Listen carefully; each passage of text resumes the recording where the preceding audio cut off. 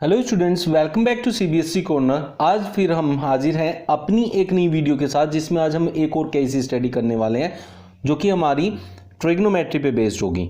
तो जिसमें height and distance का क्वेश्चन हम करेंगे, जो ट्रिग्नोमेट्री का सेकंड पार्ट है। चलिए स्टार्ट करते हैं फर्स्ट क्वेश्चन के साथ। An electrician has to repair an electric fault on the pole of height 5 cm, it is 5 meter not centimeter. She needs to reach a point 1.3 meter below the top of the pole to undertake the repair work. अब उसमें आपसे पूछे what is the length of BD. पहले हम figure को समझते हैं। ये फिगर थोड़ा सा अजीब दिया हुआ है, बुक से क्वेश्चन लिया है, तो ये एक्चुअली में यहाँ 90 डिग्री को रिप्रेजेंट करेगा, तो हम 90 डिग्री इसको कंसिडर करेंगे। ये लैडर है और ये यहाँ पूरा यहाँ से यहाँ का जो डिस्टेंस है that is 5 metre.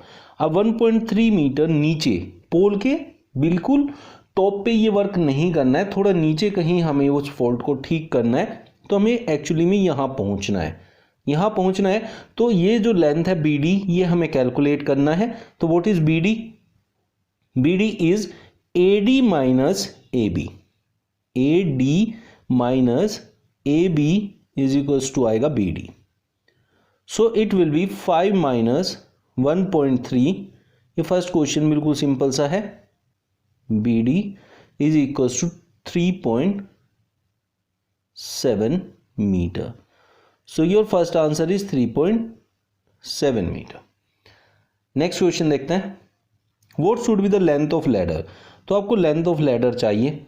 Length of ladder, अब मैं आपको समझाता हूं कि इस एंगल की बात हो रही है तो ये बेस होगा। अगर इस एंगल की बात होती तो फिर हमारा ये बेस होता, और ये है 90 डिग्री यहाँ, तो ये बेस है तो ये होगा perpendicular. Perpendicular is 3.7। We need to find out the hypotenuse. जब हमें ये लैडर फाइंड करना है तो we need to find hypotenuse. तो आप लोगों को समझ में आया होगा बेस किस टाइम इसको लेना है और कब इसको लेना है। जब इस एंगल की बात करेंगे तब बेस इसको लेना है, और जब इस एंगल की बात करेंगे तो बेस नीचे वाला लेना है DC। तो हमें बेस यहाँ DC लेना है and we need to find hypotenuse. अब हमें क्या पता है और क्या नहीं पता है। अब हमें परपेंडिकुलर पता है और hypotenuse we need to find. Perpendicular and hypotenuse जो दोनों आते हैं वो आते हैं साइन में, तो इसलिए यहाँ साइन का एंगल लगाना पड़ेगा। साइन 60 डिग्री इक्वल्स टू हमें फाइंड करना है हाइपोटेन्यूज, तो इसको H ले लेते हैं, या फिर आप इसको BC भी लिख सकते हैं, और परपेंडिकुलर हमें 3.7 गिवन है। अब हमें हाइपोटेन्यूज निकालना है, तो साइन 60 का जो वैल्यू होता है वो होता है √3/2। So √3/2 is equals to 3.7 by hypotenuse. ये मल्टीप्लाई में जाएगा और ये डिवाइड में, तो hypotenuse will be equals to 3.7 into 2 divided by √3। इसको रैशनलाइज कर लेंगे यहाँ पर, इंटू √3 नीचे और इंटू √3 ऊपर, ये 3 हो जाएगा। तो इसको हम डिवाइड करेंगे, 7.4 ऊपर बन गया, इंटू √3 डिवाइडेड बाई 3, जो कि सोल्व करके पूरा जब हम सोल्व करेंगे it will be near about 4.28। So option first will be your answer. तो इस तरीके से कैलकुलेट किया जाता है। फर्स्ट थिंग जो आपको माइंड में रखना है वो ये है कि आपको फाइंड आउट क्या करना है। परपेंडिकुलर, बेस, हाइपोटेन्यूज में से क्या क्या चीजें तुम्हें चाहिए या दी है। तो हमें चाहिए था हाइपोटेन्यूज, जबकि हमें परपेंडिकुलर गिवन था, और परपेंडिकुलर एंड हाइपोटेन्यूज दोनों के दोनों आते हैं साइन में, इसलिए जो 60 डिग्री है इसको यूज किया साइन के साथ और हमने इसको कैलकुलेट किया। How far from the foot of pole should she place the foot of ladder. ये नेक्स्ट क्वेश्चन आपसे पूछा है।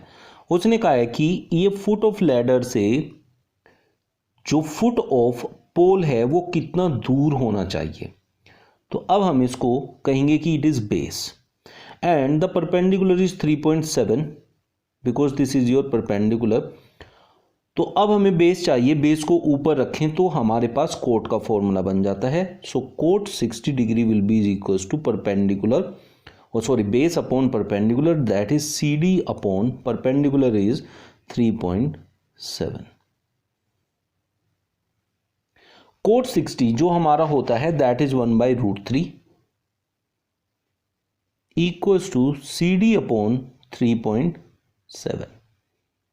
ये इधर आएगा तो what it will be 3.7 upon √3। इसको यहीं रैशनलाइज कर देते हैं, इक्वल्स टू CD 3.7 इंटू √3 की वैल्यू होती है 1.732 divided by 3 1 3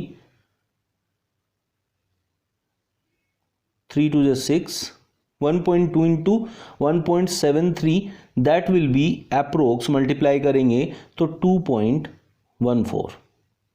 so option second is your correct answer. इस तरीके से हमें फाइंड आउट करना है। फर्स्ट ऑफ ऑल आपको ये देखना है कि बेस कौन है, परपेंडिकुलर कौन है, उसने पूछा क्या है, कौन सा ट्रिग्नोमेट्रिक रेशियोज उसमें फिट आने वाला है। Next question, if the horizontal angle is change to 30 degree, ये एंगल जो है अगर हम चेंज करके 30 डिग्री कर देते हैं, 30 डिग्री करेंगे तो इट मींस अब हमें क्या करना पड़ेगा कि इसकी लेंथ को बढ़ाना पड़ेगा। ये लेंथ बढ़ जाएगी क्योंकि जितना हम इधर परपेंडिकुलर के पास आते जाते हैं उतना एंगल बड़ा होता है और जितना हम दूर जाते जाते हैं उतना एंगल छोटा होता जाता है। दूर जाएंगे तो लैडर लंबा लेना पड़ेगा और लैडर लंबा होगा तो उसकी लेंथ चेंज हो जाएगी यहाँ के कंपैरिजन में। तो इसलिए अब हमें 30 डिग्री की बात करनी है और हमें चाहिए हाइपोटेन्यूज।